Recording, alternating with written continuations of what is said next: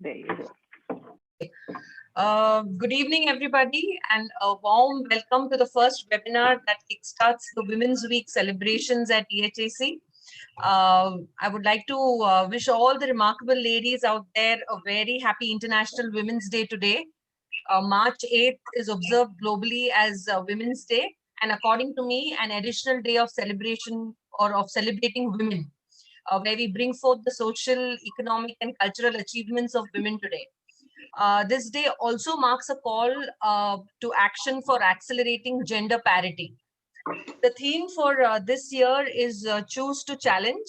A challenged world is an alert world, and from challenge comes change.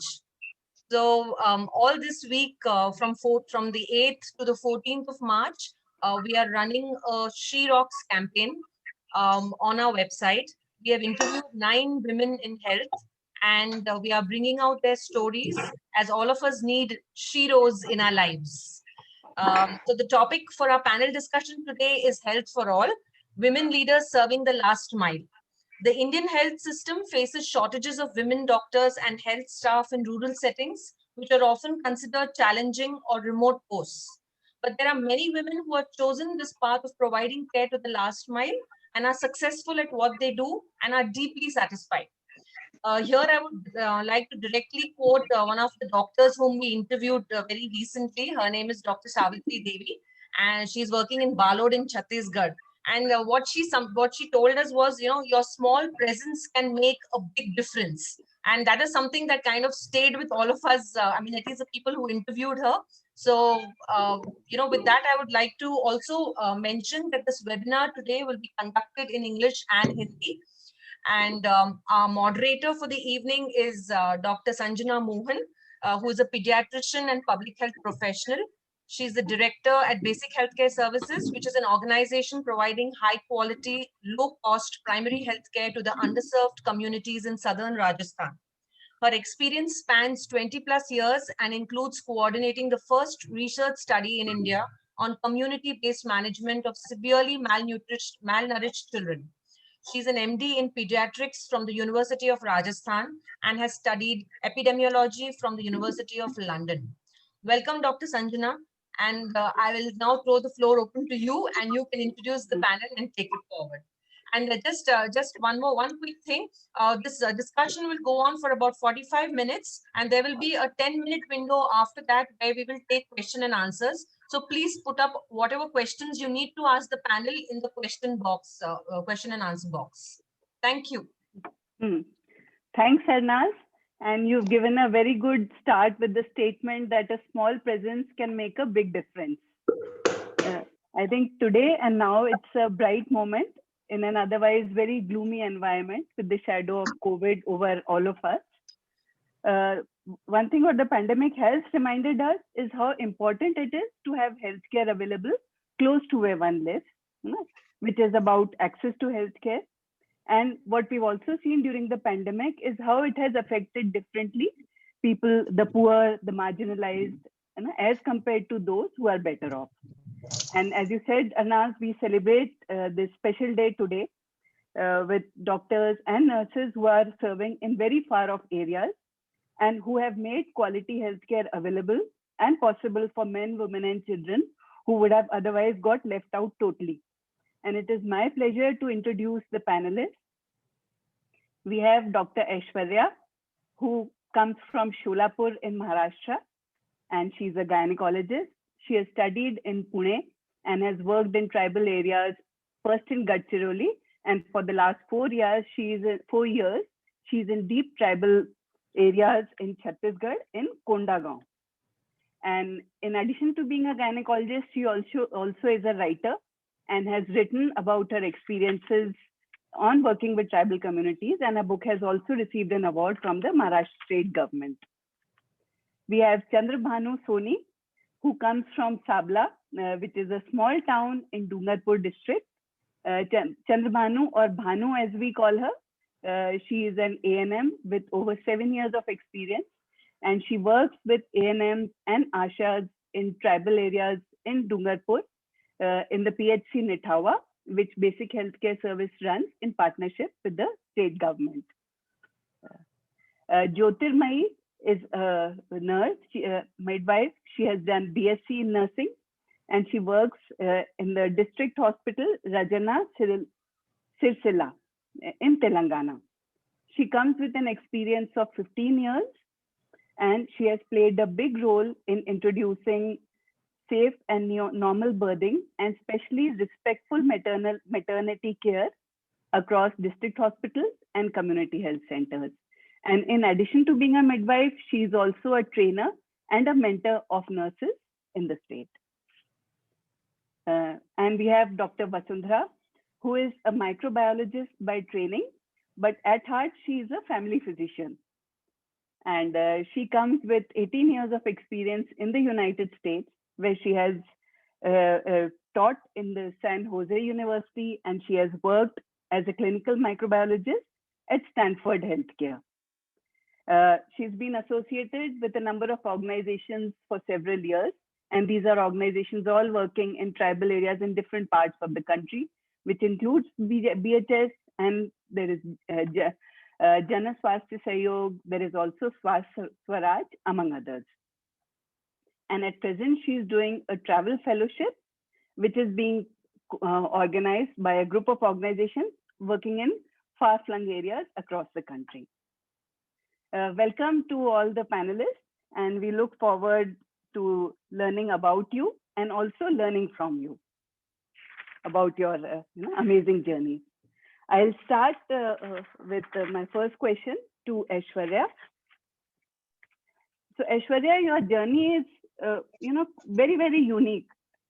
Tell us more about it, from studying in Pune to where you are now, right now. And where all did you go, and what prompted you to take this path? First, thanks a lot for the introduction and inviting me as a panelist.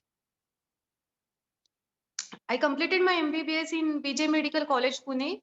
It is a government hospital. So majority of our patients were from lower socioeconomic status. So from seeing those patients, the thing was fixed that I want to work in the area where there is a need of doctor, and especially for rural people. Then that's why I in post graduation I chose gynecology branch, because I thought gynecology branch will give me a chance to connect with rural women. So that was the main intention behind choosing the branch. Then I love Pune, like it's a very warm city. So it was fixed that I will settle down in Pune and I will lead my whole life in Pune only. But then during post graduation, lots of things happened. Like I got tired of the competition in Pune, like rat race in corporate area, and also I went through some personal crisis. Like I had gone through divorce. So these all things put lots of question in my mind, like what should be the meaning of life, what should we do in life. So then I read lots of books, and there is a famous social worker, Dr. Abhay Bang and Dr. Rani Bang. So I came in contact with them. I read a book by Dr. Abhay Bang. The Search NGO, Gadchiroli district of Maharashtra. I was there for a year, and there I met very nice people. I got nice mentorship from Dr. Abhay Bang, Rani Bang, Dr. Yogesh Kalkonde, and that whole year in search changed whole course of my life. Then my attraction of about Pune totally went down, and I decided that in life I will work for rural people and especially tribal people. Afterwards, then I went to work with NGO Arohi in Uttarakhand. I was with them for 2 months. Then there was a different problem for the mountaineering women. They were facing lots of issues. That then again it stimulated my mind to think about the people in needy areas. After that, came back to Maharashtra, and I was working in rural area of Maharashtra. Then I had a senior in MBBS, Dr. Ayaz Samboli sir. He did IAS, and he was collector in the Bijapur district of Chhattisgarh. So he developed hospital in the Bijapur district, and he wanted young doctors to join. So he has sent WhatsApp message, Facebook invitation that young doctors should come and serve in this area. So I searched on the Google, what is this Bijapur districts of Chhattisgarh? and all the images of Naxalites came, and the newses of bomb blasting and how the conflict is going on. So I was little bit scared of the region. But then my senior convinced me that you just come here for a few days and you stay. If you like, then only join. Otherwise, you return back. And then I thought I will go for a week. So I came to Bijapur, and now it's 4 years I am in Chhattisgarh. I totally fell in love with the Chhattisgarh region, and especially the tribal community here. And I'm happy. Every year I think that for a year I will stay here and then I will go back. But now it's 4 years. Still I can't leave this beautiful area. Wow, that's all so special, Aishwarya. And thank you for sharing, with so much honesty your journey, and it's really remarkable. Thank you. Yeah, and we hope that your love with Chhattisgarh continues for ever and ever. Okay. So I'll now pass on to Bhanu. और भानु, आपसे मैं पूछना चाहूंगी कि आप एक छोटे शहर में आप बड़े हुए हो, थोड़ा सा आप बताओ कि जैसे आप बड़े हुए तो आपको क्या लगा,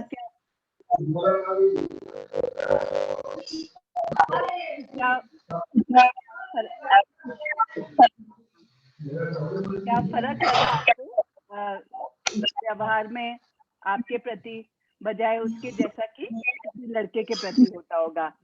और थोड़ा आप और बताओ अपनी जर्नी के बारे में। जी मैम, सभी को वुमेन्स डे के हार्दिक बधाई आप सबको। और मैं एक छोटे से गांव है जहाँ पंचायत है, वहाँ मेरा गांव है सावला, डूंगरपुर डिस्ट्रिक्ट की हूँ मैं। और मैंने वही सरकारी स्कूल में 8वीं तक पढ़ाई करी। और मेरे परिवार में मुझे लाड़ो प्यार मिला है।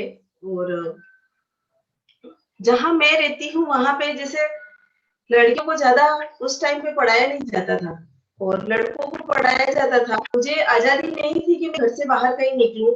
मेरे भाइयों को आजादी थी, वो घूमे फिरे इस तरह से। फिर उस कंडीशन में मैंने 8वीं तक की पढ़ाई करने के बाद मैंने छोड़ दी। और फिर मेरे 17 साल की उम्र में मेरी शादी हो गई। भानु, एक सेकंड, सॉरी भानु, थोड़ा पास आके बात करिए, आपका वॉइस ब्रेक हो रहा है। Yes ma'am. तो मैम बस वही मैंने 8वीं तक की एक गवर्नमेंट स्कूल में पढ़ाई करी। उसके बाद मेरी पढ़ाई छूट गई, मुझे आगे पढ़ने नहीं दिया गया। उसके बाद मेरी 17 साल की उम्र में मेरी शादी हो गई। और शादी के बाद कुछ 10-12 साल मेरे हस्बैंड का साथ रहा। उसके बाद मेरे हस्बैंड की डेथ हो गई। और उस डेथ के बाद मैं होशो हवास में समझ में ही नहीं था कि मेरे साथ क्या हुआ, कैसे हुआ और मैं क्या करूं आगे, कुछ भी नहीं था मेरे। और मेरे 2 बच्चे थे, एक बेटा मेरा 7 साल का, बेटी मेरी 10 साल की।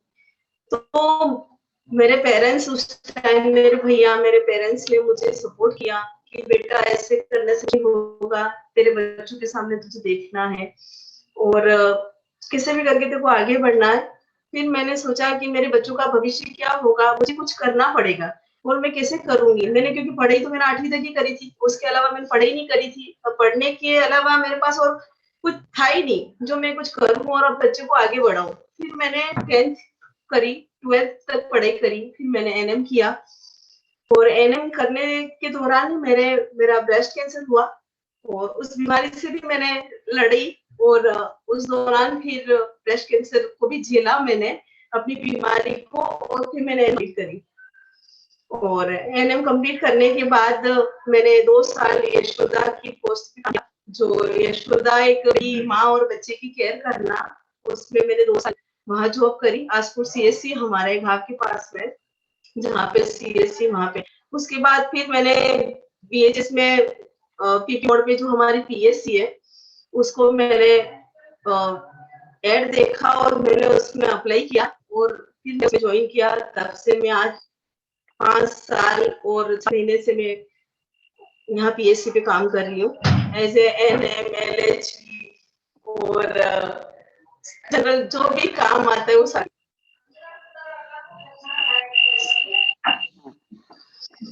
Thank you Bhanu. आपकी बातें सुन के तो लगता है कि कोई भी मुश्किल आए, है ना, उस मुश्किल का सामना किया जा सकता है। और जब आपको देखते हैं हमेशा आपके चेहरे पर एक मुस्कुराहट होती है और एक जोश होता है, और ये सुन करके तो हमारे में भी और जोश पैदा हो रहा है। Thank you Bhanu. Thank you. I'll now move to Jyoti. So Jyoti, you have a big and a remarkable career from community health centers to larger district hospitals and also training nurses. So have you also faced challenges being a woman? Tell us more about your journey and also how you have been able to overcome these challenges. A very good evening to all. First of all, it's really my privilege to be a part of this panelists because they have got great stories among themselves also. And a very Happy Women's Day to each and every woman today. And ma'am, initially I was a staff nurse.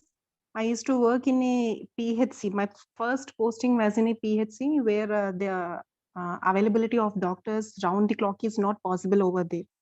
So we used to, and mostly all the deliveries actually happen during nights itself. Mostly, even 70% of the deliveries happen during nights. So what we do is, being a staff nurse, staying alone in the night duty is one thing. And when a mother comes to us for help, it was like everything used to be on call. So what to do? She is so and so, her findings are this much. It used to be a question mark for us. All the mothers come with a hope and we are again sending them to a higher center for further help. And it used to prick me always, when we are doing this many normal deliveries, why we are not able to take some sort of decision, at least a minimum thing without a doctor. So from there, I started having questions in my own mind. I thought something should a staff nurse should gain so that she can do something beyond her capabilities, at least beyond her thoughts, she would be able to do. And whenever we face the problem, when there is a need itself, we think of doing something, ma'am. Initially, we should have the need, or we should have the thought of doing this. So at that time, I never had an idea that there will be a course like midwifery and all. But from there, I have moved to another place. There, I was completely away from these maternal activities and all. During that period, I have heard a notification regarding this midwifery, and I was so enthusiastic because from the beginning itself, I was having my interest in obstetrics. So I thought it would be of great chance for me. So I enrolled myself. We had a written examination, from there an interview. And moreover, the one more thing which attracted me was Fernandez Hospital, along with in coordination with the government of India. Because Fernandez Hospital is much popular during that period for normal births. People used to go there only for normal births. So what would be the thing which we left over so that we can learn something new? So from there, my journey of midwifery started, and it was a period of 1.5 years. And it was really a remarkable journey for me. I have met many people, especially Dr. Evita, Mrs. Karuna ma'am, who have started this program, and many people who have enlightened me during this journey. I have met many people. And from there, I have started, after the completion of midwifery, I was joined as a midwife in CHC for a period of 1 year, where the delivery load was little bit less. Later from there, now presently I am working as a midwife in Rajana Sisila district, where around 380 to 400 births happen in a month.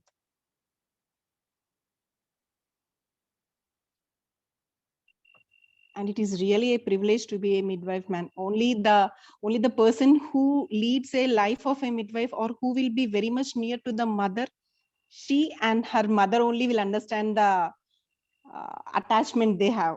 Because we will be the first person to carry their baby, and we will be the first person to show her, and we can see the happiness of the mother. Because for a woman, at least two areas will be most which gives most happiness in her life. One is when the period when she gets conceived, and the later is when she gives birth. And every mother has the right to have a positive birth experience.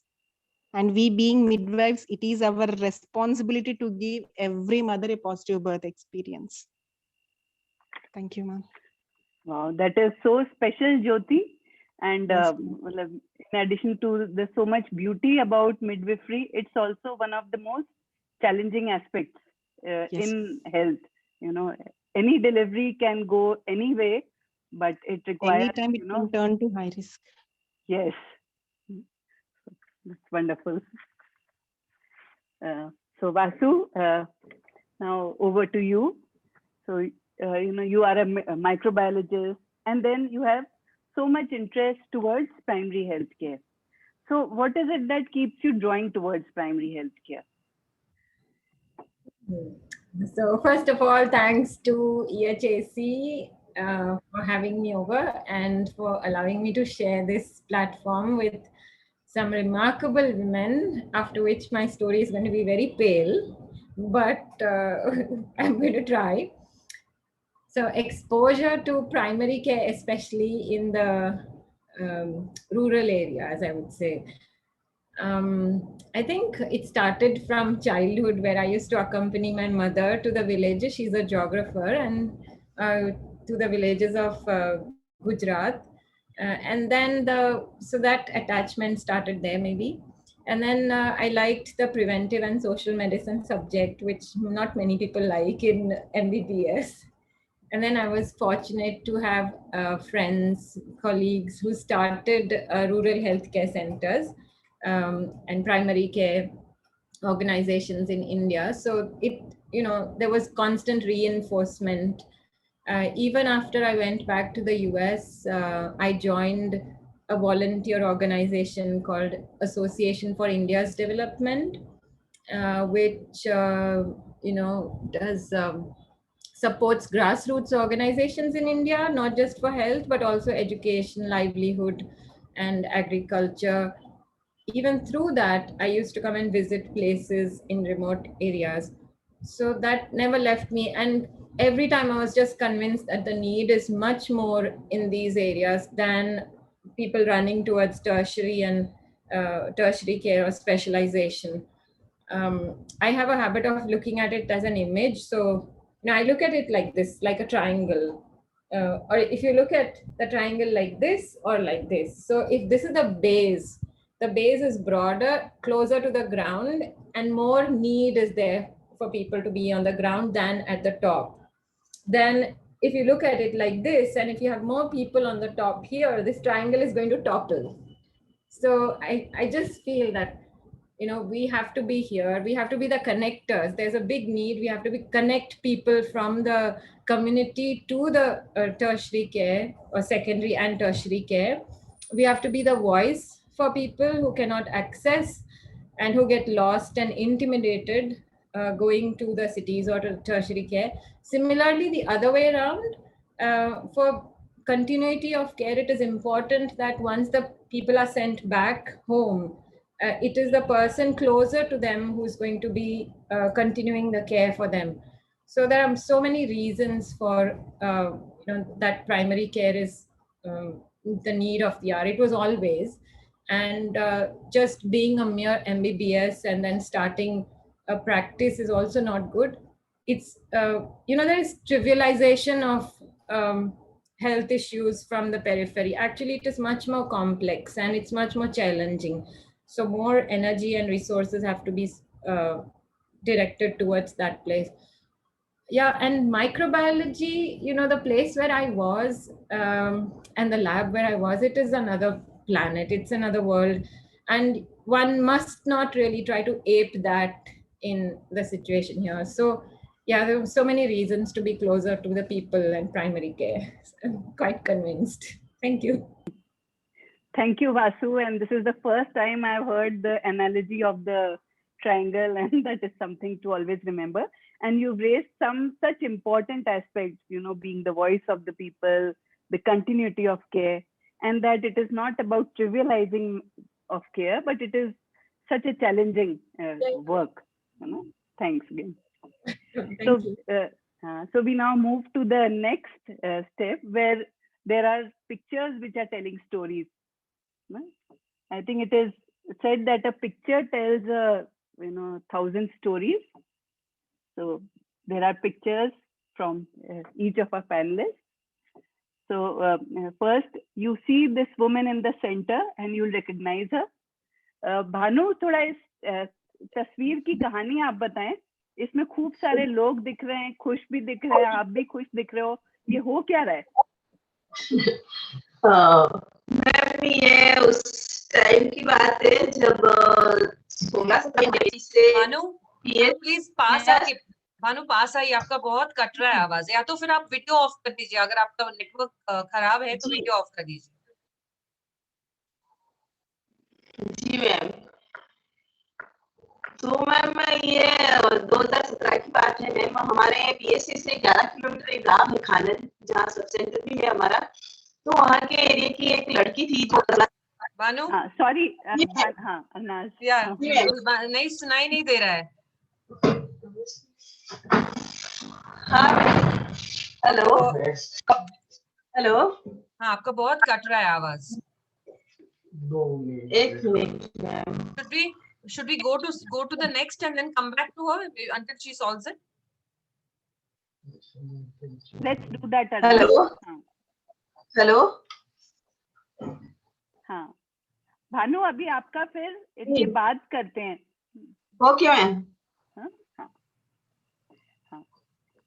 Yeah, so here is a woman who has delivered recently with Jyoti, with her husband also. Jyoti, tell us more about this picture.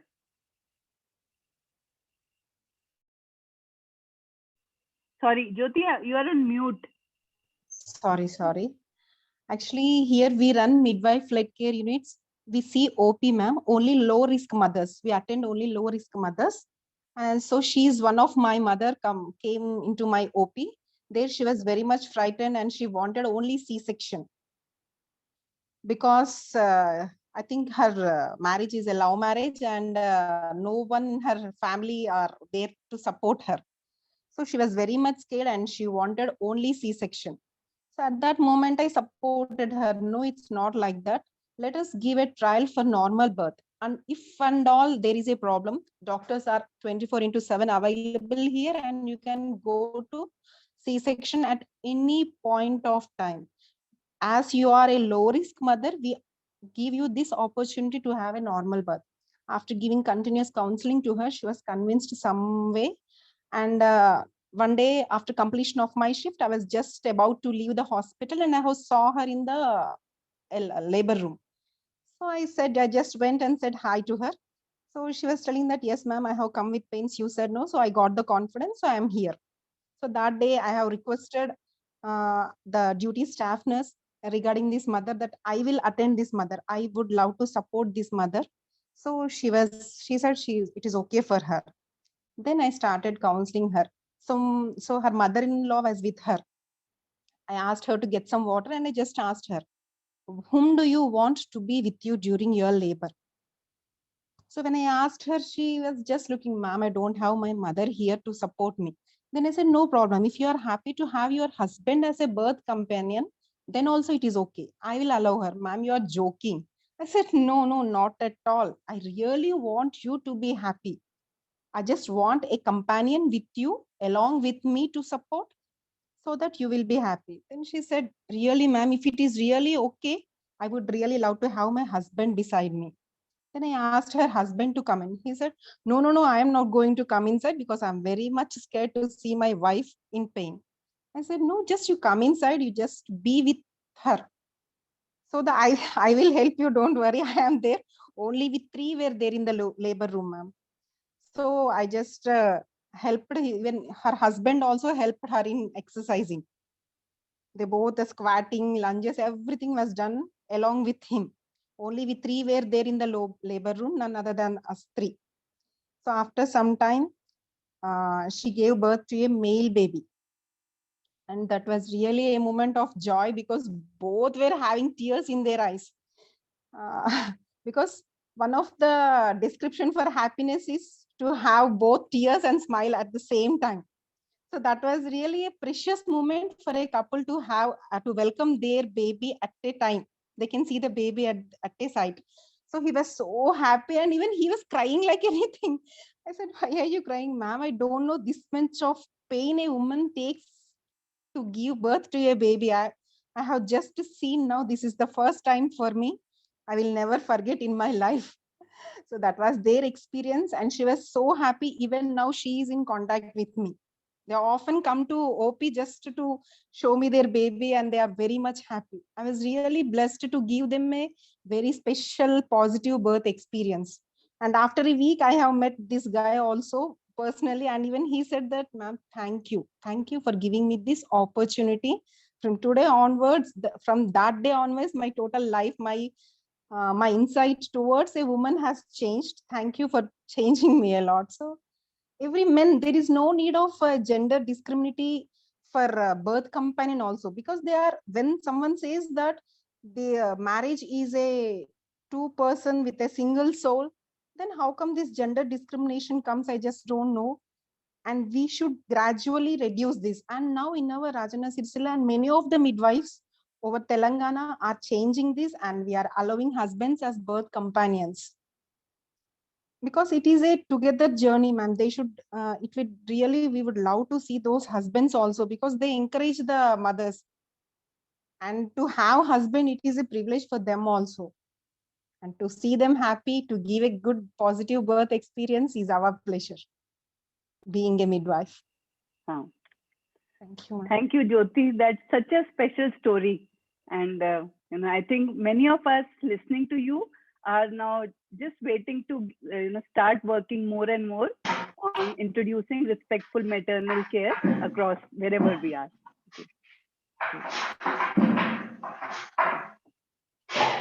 So this is Aishwarya's story. Yes. So Aishwarya, tell us more. Yeah. What is this? First, I will tell about second picture. It's one of my most favorite pictures. 4 years back, I have resigned. I was working in a rural area of Maharashtra, and I have seen corruption in the hospital administration. So I have resigned from that job, and I was feeling low, and I was at home to think what to do next in life. And at that time, I have a WhatsApp message. I received a message. कि उसमें लिखा था कि we need a young female gynecologist who loves trekking, who likes traveling, and who likes to work with community health.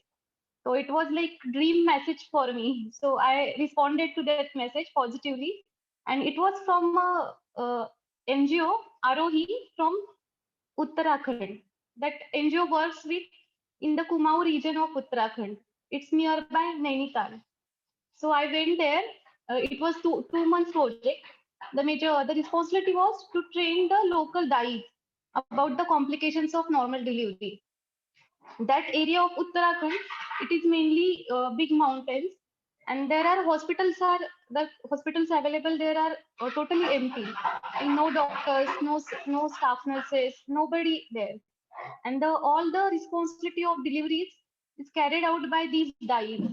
These are the traditional dais who conduct deliveries at the home of the women. So these are the only soul and whole health providers for the women in the mountains.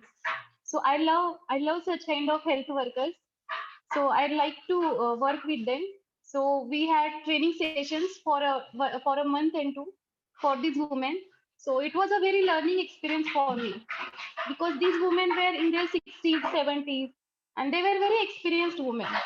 And when I went on first day to take their training session, they saw me. They were like she is such a young child, and she came from plains of Maharashtra, and we are women of mountain, and how she can teach us.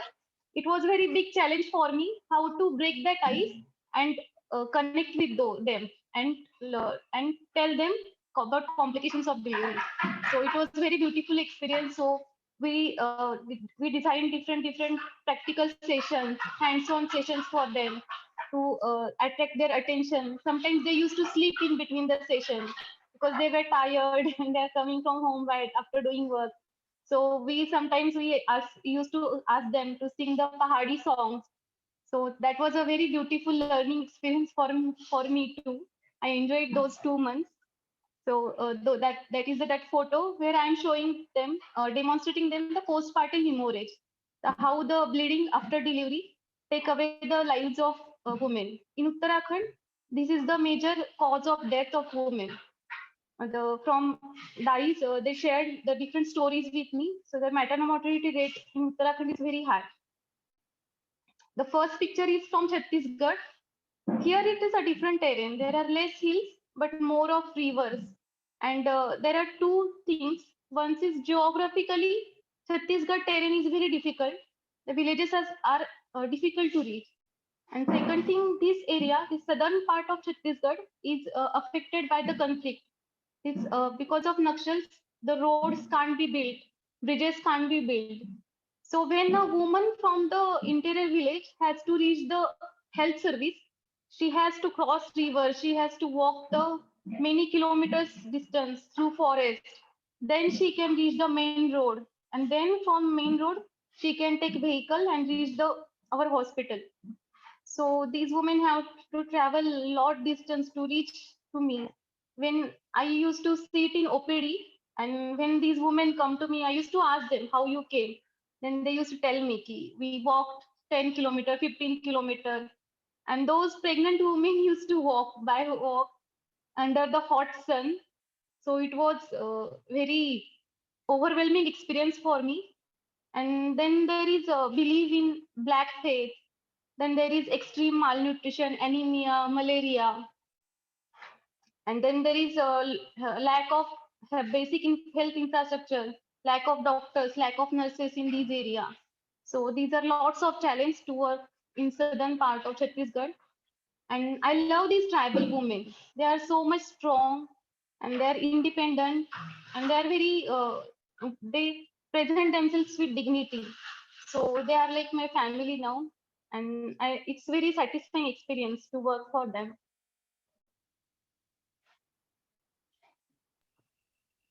Yeah, thanks, Aishwarya. You know, your love and care for the woman comes out when you speak. And you have just so beautifully explained situation which is so grim. You know, whether you talk of hilly areas of Uttaranchal or you talk of Chhattisgarh, you know, just the kind number of challenges, the different kinds the women face is huge. Yeah. Okay. So, okay, now it's Vasu. Yeah, please tell us. We see a lot of greens, a lot of foods. So, what's happening?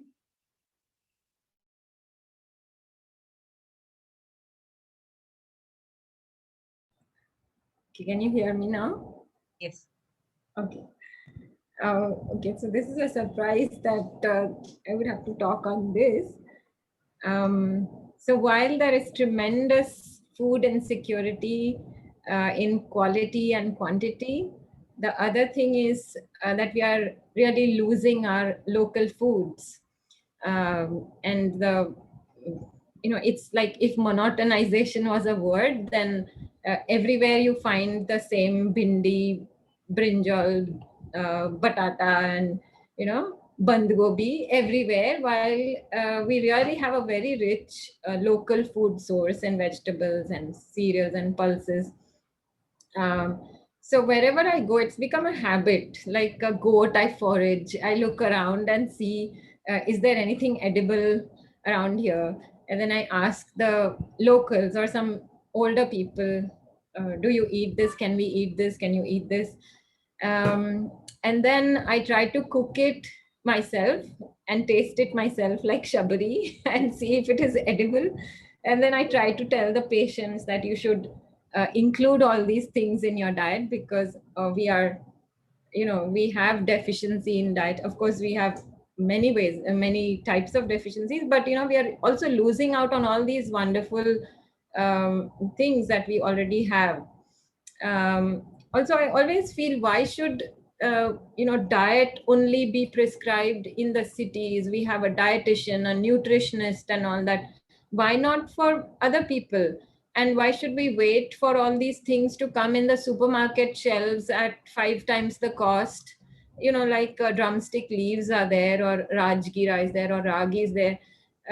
These are already there. The people had it, and now it's out of their hands, and it's superfoods and healthy foods for people who have enough, who can afford to buy things and have access to food. So yeah, why should nutritionists and dietitians only be for a certain class of people, and similarly why the superfoods only for a certain class of people? So I try to do a comprehensive kind of an approach to care. So and you'll see me and Gargi showing pictures to the patients about showing all these leaves, and telling them to include such things which will disappear fast if we don't do something about it. It must be maybe a very small thing I do, but one is better than zero if one person changes them. Yeah, so that's the story behind these pictures. Yeah. These are from different, from Chhattisgarh and from Odisha and Tamil Nadu, and also from Rajasthan. Thank you.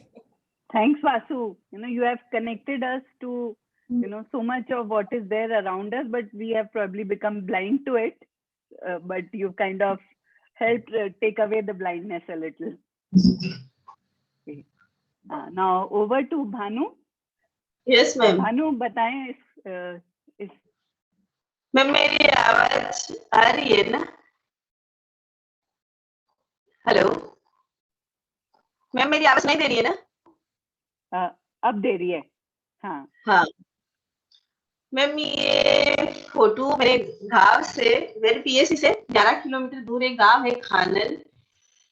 वहां पे क्या है, बच्ची थी जो 16-17 साल की, मेरी यहाँ से डेथ हो गई थी, जो हमारे पीएससी पर लेकर आए थे और उसका टेस्ट किया हमने, अनकॉन्शियस की स्थिति में लेके आए थे उस टाइम। फिर हमने टेस्ट किया तो मलेरिया निकला उसका, वजह से उसका ऑन द स्पॉट उसकी डेथ हो गई। फिर हम लोगों ने उसके पूरे गांव, जो 4000 की पॉपुलेशन है हमारे सब सेंटर की, उसमें ये गांव था खानन। वहां खानन के हर एक गांव में, हर एक घर हमने सर्वे करी कि किसी को मलेरिया तो नहीं है, बुखार तो नहीं है।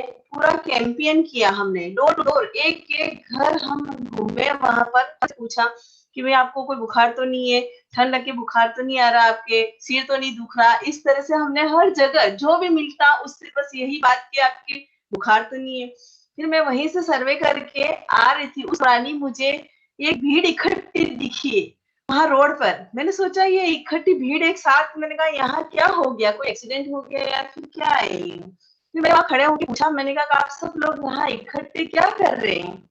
तो उन्होंने कहा तो यहाँ नरेगा साइट पे हमारा काम चल रहा है और हमारा लंच टाइम हुआ मैम, तो हम लोग मैडम। फिर मेरे दिमाग में झट से सवाल आया, मैंने कहा कि इससे अच्छा प्लेटफॉर्म वहां मिलेगा जो इतने सारे वहां पे।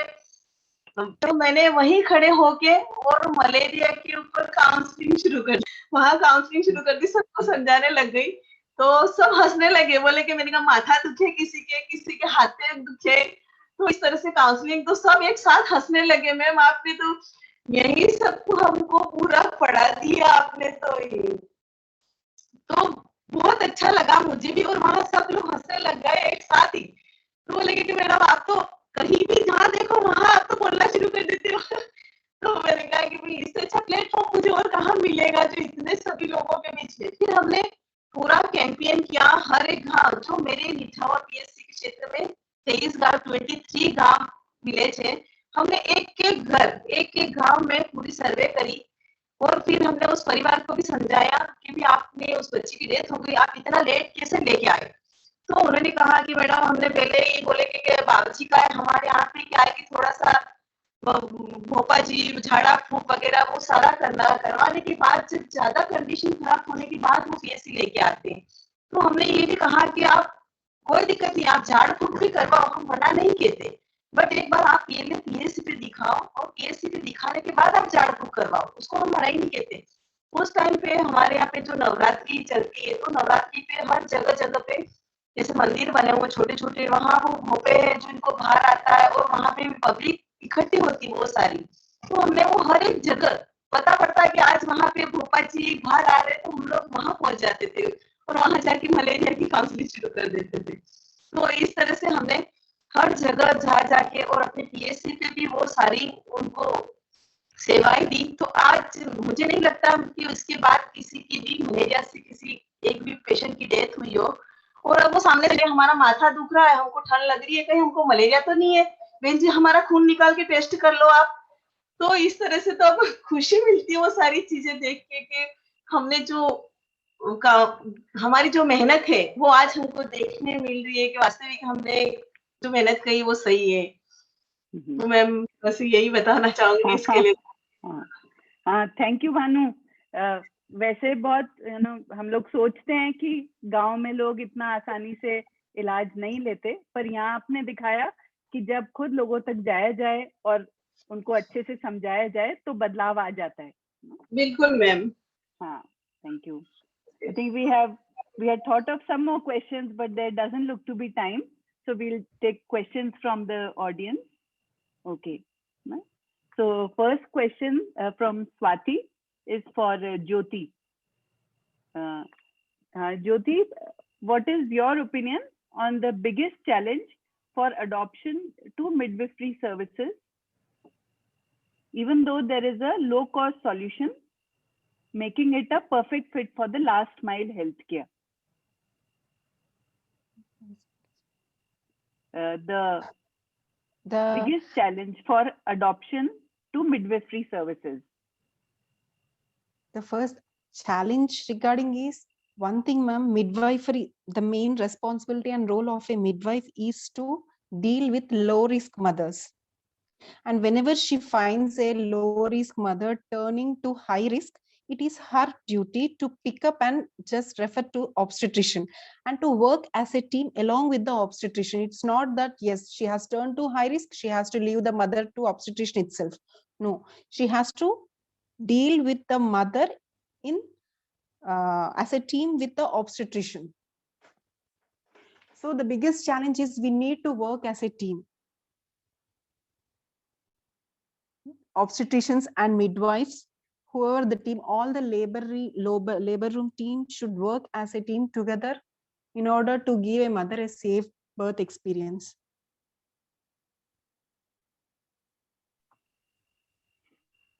Okay, thanks, Jyoti.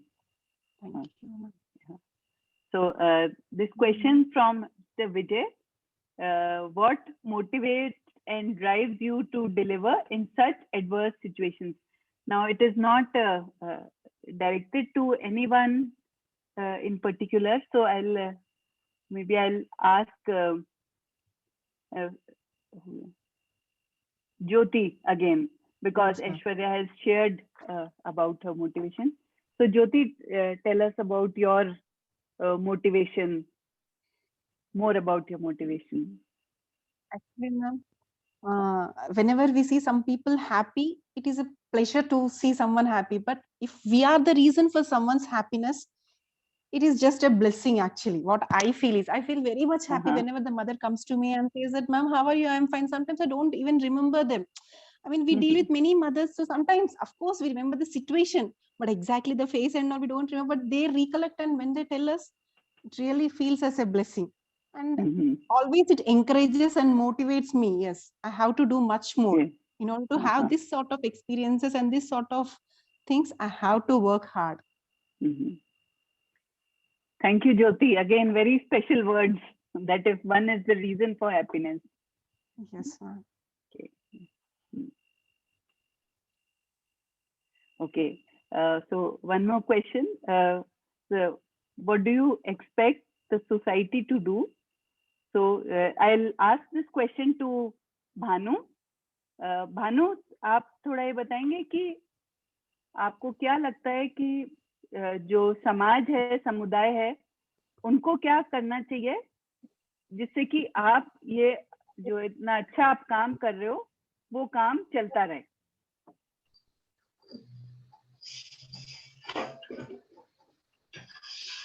मैम, मुझे ऐसा लगता है जैसे कि मुझे जैसा मेरे घर वालों ने जैसे मेरे को एक बढ़ावा दिया, मेरा एक सपोर्ट किया, कि मेरी स्थिति वही थी जो एक हर किसी के साथ भी मेरे साथ जो गुजरा, मैं वही बताऊंगी मैं, कि हाँ, एक बिल्कुल। महिला को हमेशा एक सपोर्ट की जरूरत है, ठीक है। अगर उसका परिवार या समाज जो आसपास के वो अगर कुछ भी सपोर्ट करने के लिए सपोर्ट करते हैं तो वो महिला कुछ भी कर सकती है आगे चल के। जैसा कि मेरे परिवार ने मुझे सपोर्ट किया, भैया ने, पापा ने मुझे पढ़ाया लिखाया, आज मैं यहाँ पे हूँ जो लोगों की सेवाएं कर रही हूँ। तो मैं एक उनकी सपोर्ट से ही मैं एक आगे बढ़ी हूँ। उसी तरह एक हर एक महिला की जो भी इस फील्ड में अपने काम कर रही है, उनका एक बढ़ावा उनको भी मिले, उनको एक परिवार की तरफ से, समाज की तरफ से, तो काफी वो आगे बढ़ के काम कर सकती है। Great, thank you Bhanu. आपने एक बहुत ही इम्पोर्टेंट चीज और बिल्कुल एक फंडामेंटल एक नीड की आपने बात की। Thank you. और ये this question for Jyoti. Jyoti, how receptive are women in community to midwifery? And how do you spread awareness about low risk and high risk pregnancies in the community? Yes, ma'am. We, as I said you earlier, we do maternity-led care units actually. There we meet the women. So initially when we started this OPs, there were very few women coming to us because just beside us will be an obstetrician who takes care of the women. Initially, when there were no midwifery-led units, all the mother used to be seen by the obstetricians herself. So when we have started, we used to take only primees low risk or second gravidas who have had the experience of a normal birth in her first pregnancy. So it was not that easy, ma'am. Initially, we had hardly 6 to 7 mothers in a day in our OP. Because whoever the mother we used to see, they used to think that, oh, she is a midwife. We need to visit a doctor, not the midwife. But now today at present, I'm just speaking about today. Today, I have seen 50 mothers. Wow. Today in my OP. Because it is a gradual pickup, ma'am. It is not a work of a single day.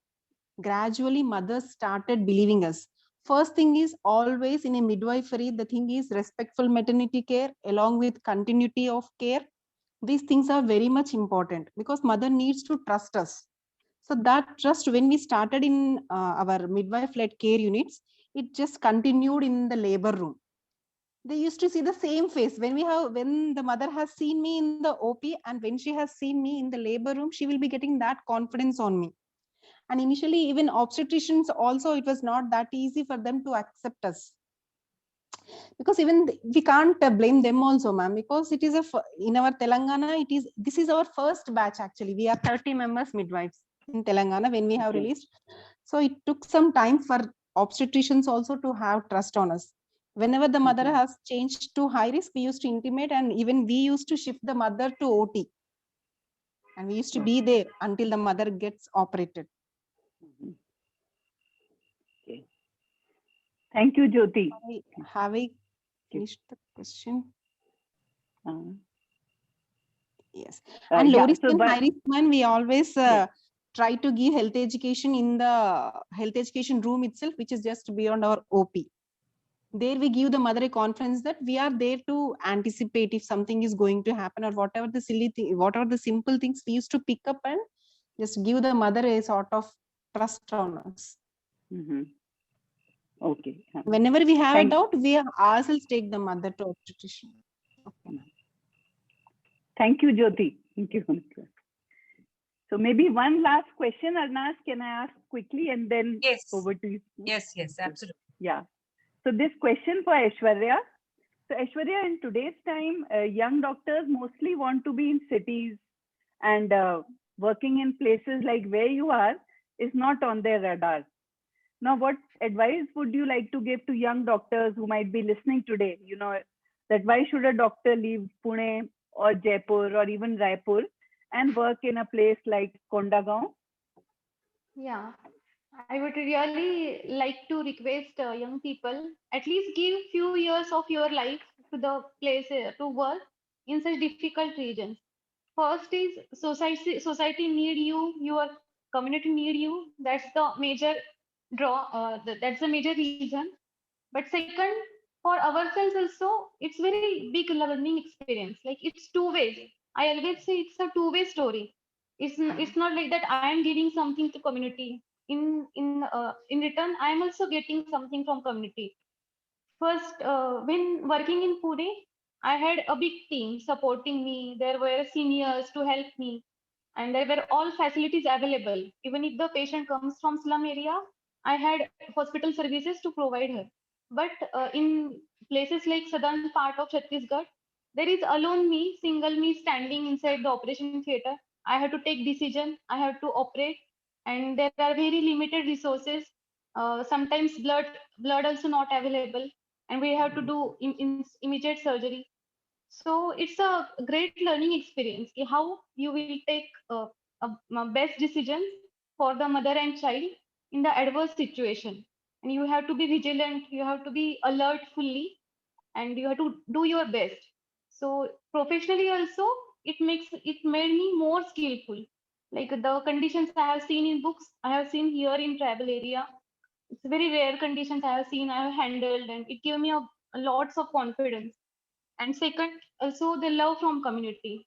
Like Jyoti was saying, we have to learn, we have to win the trust of the people. For doctors also it's needed. From some village, one lady came and she said to me that you have given me nice treatment. Now I will go back to village and I will tell other ladies that go to that hospital, the doctor is good. So that's a very a boost for us. It's a big motivation to work in such area. So I will like to ask young people, young doctors, at least dedicate some year of your life to work in such community and travel to different communities of India, because every community has different variety of uniqueness, unique features. So it's a very beautiful experience to learn from them, to understand them, to work with them. Thank you, Aishwarya. What you said needs to be recorded and it needs to be made viral. Yeah. Thank you. Okay. Sanjana, you can ask one more question. I think we can ask Vasu one before we sign off. Okay. Thank you, Anas. Okay. So Vasu, okay, it's a bit related question. No? So what is your advice to young doctors and nurses who are listening? Why should they work in rural areas? Yeah. So let me be realistic. I think many people think there's no money in the rural areas, which is sort of true. So I wouldn't tell everyone just give up everything and go there. But as Aishwarya said, definitely at some point in life, when it's not too late, not when you are infirm, but at some point in life, always keep that in mind to go there. There is a big need there. And then I would also say that it's more challenging. If you want brain exercise, you must be in the rural areas because you have less resources and you have to be a specialist of all kinds.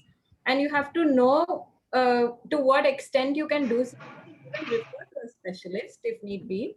Otherwise, 80% of the things you can sort out at that stage. So if you need brain exercise, and then when you are, and as a responsibility also go there.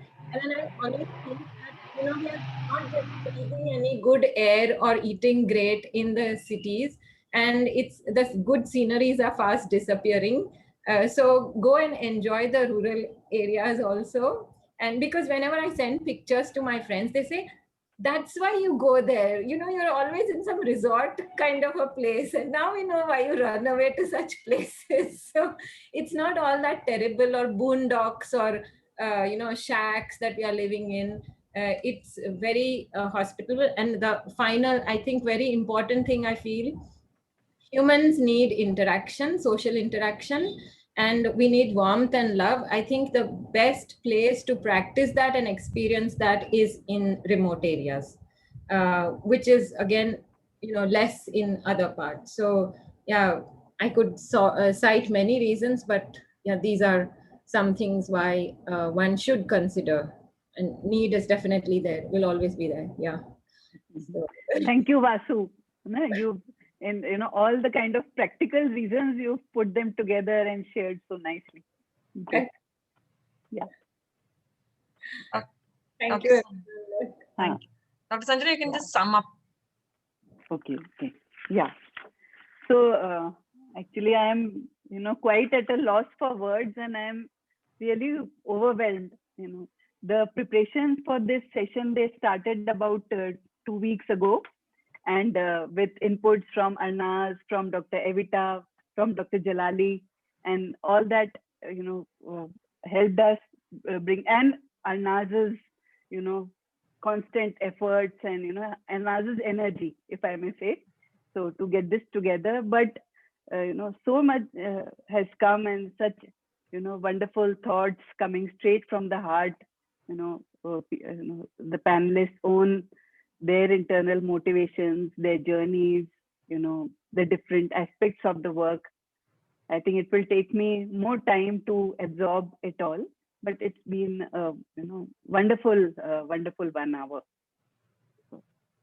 Thank you. Thank you, Dr. Sanjana. Thank you, my dear panelists, for sharing your journeys and for choosing the path less traveled to provide care to the last mile. More power to all that you all do, and keep providing inspiration, especially to the new generation of students who are coming in. You guys need to be going out there and talking to people, talking to these students, and giving them that inspiration, that why is it that they need to go and serve the last mile at some point in their career. I mean, that's a very good, you are role models right here for us. So thank you all.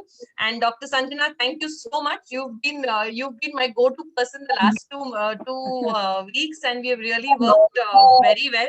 Thank you for your advice, and thank you for kind of guiding me on some of these, to choose the right panelists, the panelists that will make a little bit of a difference to this session. So thank you so much. This session will not be complete without me thanking, the group of volunteers who have put together the great stories that we are coming up with. That we have started with this showcasing this week right till the 14th. We will be showcasing stories every single day on our website. Please go and read them, listen to those interviews. There is no dearth of inspiration that we can draw from these wonderful women who are serving in all corners of India. So I want to thank, all the volunteers: Swati Sisodia, Bindu Sukeshni, Anuradha Guda, Ahana Mahanti, Rajshri Kalapur, Sakshi Babar, Vidya Srinivasan, Manisha Datta, Dr. Neha Jain. All of you ladies, you rock. Thank you so much. And I would like to thank Astha Sharma and Meenal Jain from ISB CBM for providing help with all the webinar arrangements. And thank you to the EHSC family for supporting us and encouraging us. And we will see all of you for the next webinar, which is on the 12th, which is Women in Leadership, which is inspiring a movement. So we will see you all at 7 o'clock on the 12th. Sorry, just one thing. Can we take a picture of this, Arnaz? Okay. Yeah. Let me do that. Okay. Done. Thank you all. Thank you so much. Thanks, everyone. Yeah, everyone. Thank you. Okay. All the best. Good luck. Yeah, all the best. It's good knowing each other.